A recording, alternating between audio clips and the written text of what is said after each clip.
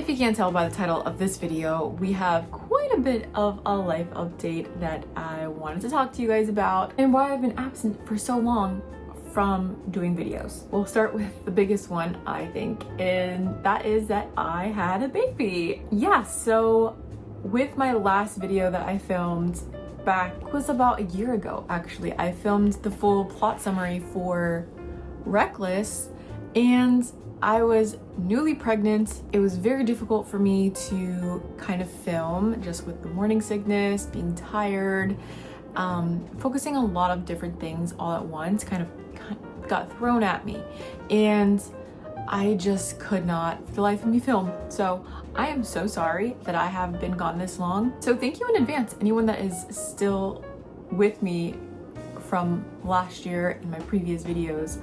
I really appreciate you for being patient. But yeah, I gave birth to a beautiful baby girl in October, and her name is Aria. She is the cutest thing ever, and I know I'm biased, but it's true. I may throw her in here from time to time. She was born on October 4th, weighing 6 pounds, 7 ounces, and was 19.5 inches long. So cute, with a full head of hair. No, it's not curly, but we have hopes, okay? And yeah, she is just like the absolute light of my life. She's so fun, she's so cute, and I've just been really enjoying this new season with her and really just slowing things down in my life, as you can tell.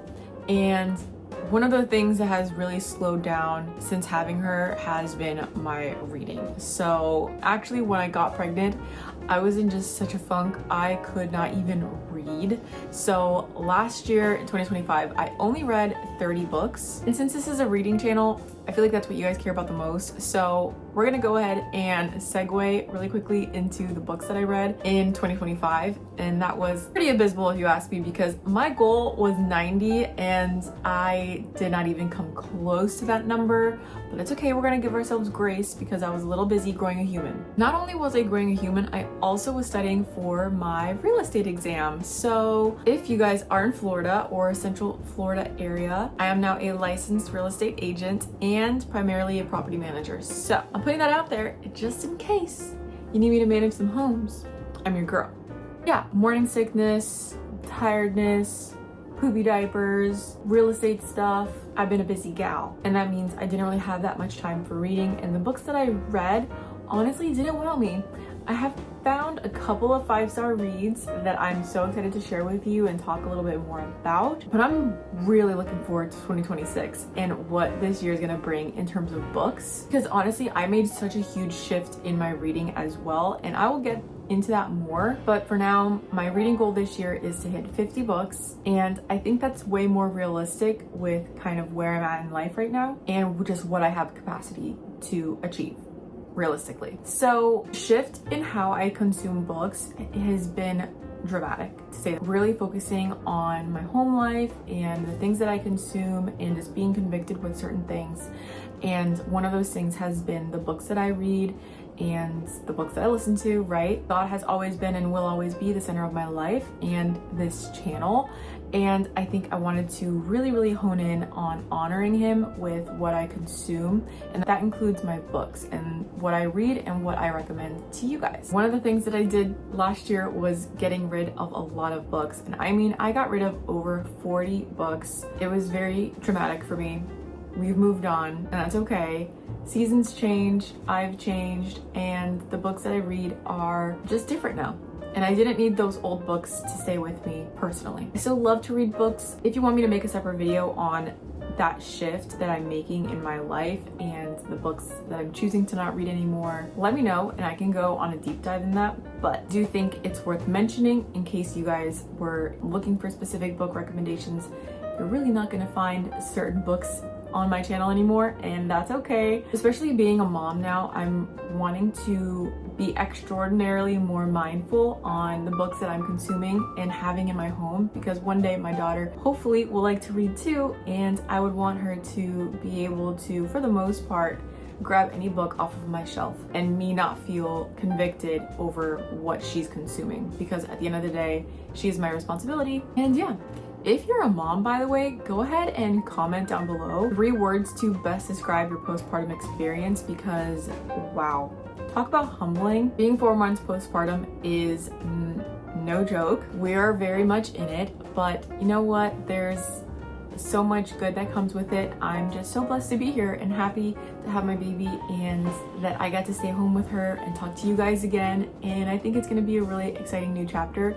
I may include her in some of my videos, I may not.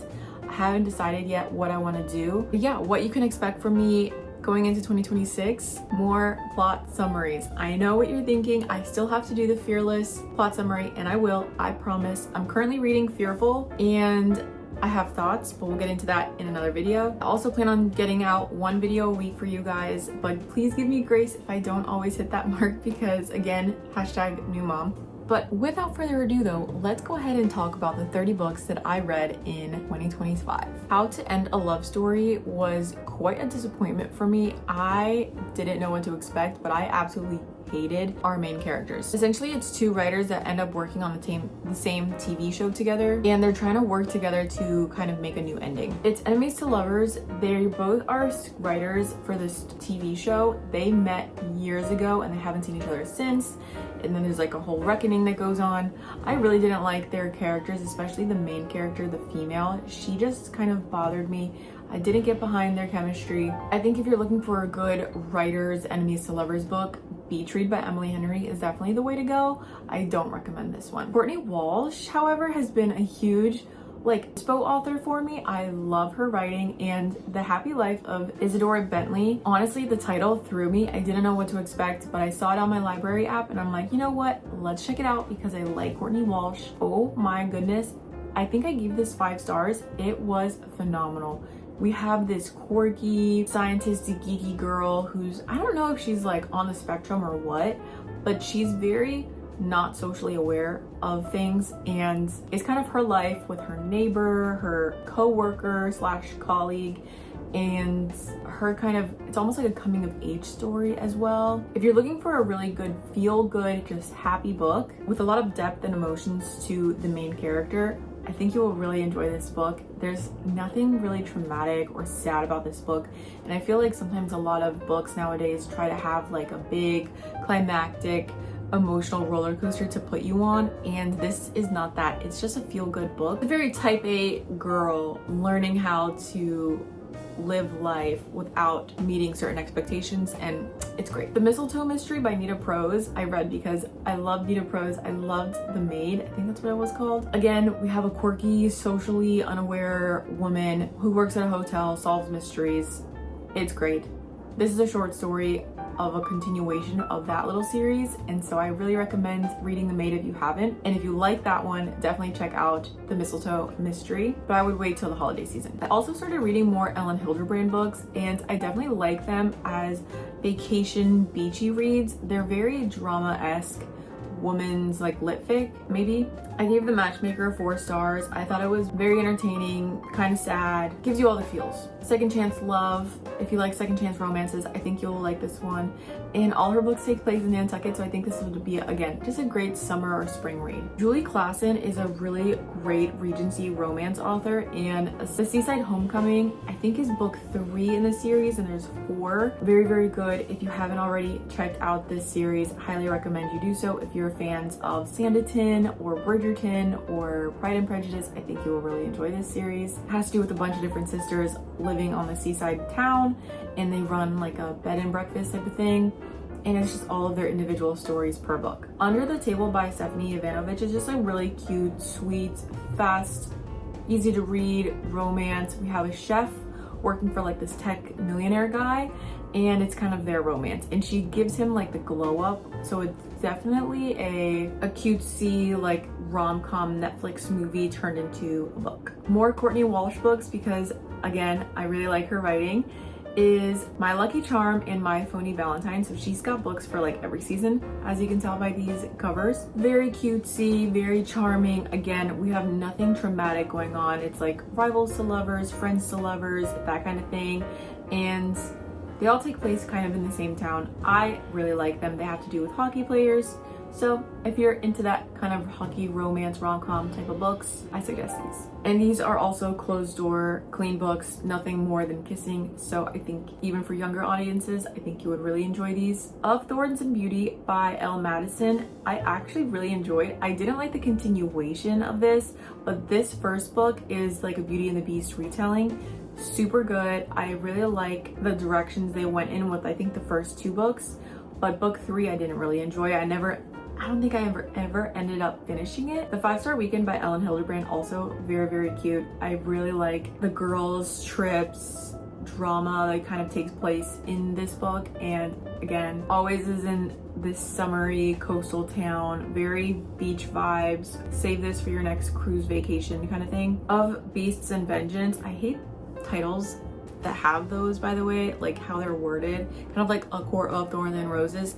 They drive me nuts. I don't know what that is in like the book world, but I digress. This is a continuation of Thorns and Beauty, and again, kind of like a Beauty and the Beast retelling. Really good. Highly recommend if you like Beauty and the Beast. You will really like this series. The Rose Bargain, I absolutely hated, and I don't know if it was because I was in the middle of my first trimester and I was extremely hormonal, or this book was just not great, but I think it was extremely overhyped online. The cover is really pretty. The premise has so much promise. It has to do with competitions, kind of like The Bachelor. We have a prince looking for his princess, and there's a lot of things that go on with all of that. Will I read book 2? I don't know. I haven't decided, but I do have a reading blog of me reading this, so I may post it just for funsies. Horse Dancer by Jojo Moyes was really good. It was a little different from her other books. If you've read Me Before You or The Last Letter from Your Lover, this one was definitely different. It had to do with a young girl. She lives with her grandfather and they have a horse, essentially. And there's more to it, but I did enjoy this book. It was my favorite Jojo Moyes book, but she can't really write a bad book, honestly, so I think I gave this book 4 stars. The Midnight Feast was such a disappointment. I gave this book 2 stars. It was just so boring. I loved the guest list. I love the hunting party. This was not it. I didn't like the creepy culty vibes that went on at the hotel. I like the concept of rich people, kind of like White Lotus. Everyone's got their drama mystery thing going on, but again, the payoff just was not there. It was very anticlimactic and they were trying too hard. It just didn't stick with me. If you liked it, I'd love to know why, but I really hope she comes out with something better this year. Then I read Fearless. Obviously that was a 5-star read for me. I love this series. If you like dystopian, you will love this series. If you like the Red Queen series, I know there's like drama with that, so worth reading. And yeah, I'm currently reading Fearful, which is like the novella. We will get into that later, but yeah, Fearless definitely was a good ending to the series. Was not expecting it. It was a roller coaster. I cried. It was a lot of fun reading. And I'm really gonna miss Hayden and Kai's story, but they were just such a good love story for me, like in the YA space. I think this is a really, really fun series to read. In 2025, I also read all of the Red Rising books. So the Red Rising trilogy, 5 stars, hands down. Read it. Even if you don't like reading fiction, read it. If you don't like sci-fi, read it. If you don't like books that aren't romance, read it. Just trust me. Just trust. It needs to be made into a movie. Probably will be one day. Pierce Brown did us a service with this series. It was phenomenal. It's like Hunger Games in space on crack. Yeah. My favorite book of 2025, I have 2. The first one is People We Meet on Vacation. This was just such a happy, fun book. I read this while I was on a cruise with my mom. It was like giggling, kick your feet, such a happy friends to lovers book. That is my favorite trope in a romance, contemporary romance, and this one ticked all my boxes. It was so cute. I love Poppy and Alex. Their chemistry was just so much more believable than a lot of the other romance books I read, so loved it. And the second 5-star book I gave in 2025 is Us, Dark and Deadly Few. Those are 2 books. Book 3 is coming out this year. It is such a fun dystopian. Okay, we have a world where basically Earth is uninhabitable, so people went like underground and they created like domes and stuff to live. Our main girl is thrown into prison in like this giant tunnel system that's underground, and So we have a prisoner, and then of course we have a guard. There's so much more nuance to this than I'm explaining, but just trust. It's on Kindle Unlimited. I think it's gonna be traditionally published soon, which is so exciting, and I'm very happy for her. This series was insane, and nobody's talking about it. So I'm gonna talk about it for you. You're welcome. Just trust me. If you like dystopian, if you like kind of Divergent, The Maze type of books, corrupt government, if you like Silo on Apple TV, you will really like this series. Another book I absolutely hated, I think I gave this 1 star, and that is, you guys are gonna be so much, you're either gonna love me or hate me for this, but Shield of Sparrows by Devney Perry. So bad, so bad, so bad. I could not stand the main character. I thought she had this potential in the beginning of the book. They make her seem as this kind of like out there quirky princess. She's the second sister, no one really cares about her, and then she gets betrothed to some prince from another place in order to like seal a deal between kingdoms. There's more to it than that. I felt that the writing really dragged. The descriptions we get for settings was kind of pointless. There's a lot of walking aimlessly to nowhere. It was very steady as well. I think this is her first time writing a fantasy, and to me, it flopped. I like the Indigo Ridge series far more. This series just did not hit. I also didn't like the creatures in this book.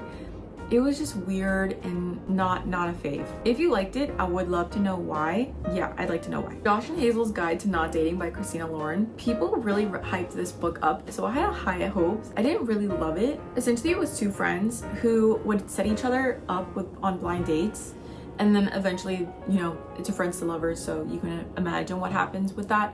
But it just wasn't as exciting to me as I thought. I also think that the main character, Hazel, was, they just pushed too much on the, I'm quirky and I'm not gonna change for anybody, and you're gonna love me or leave me kind of thing. And the male was kind of just like a puppy dog energy.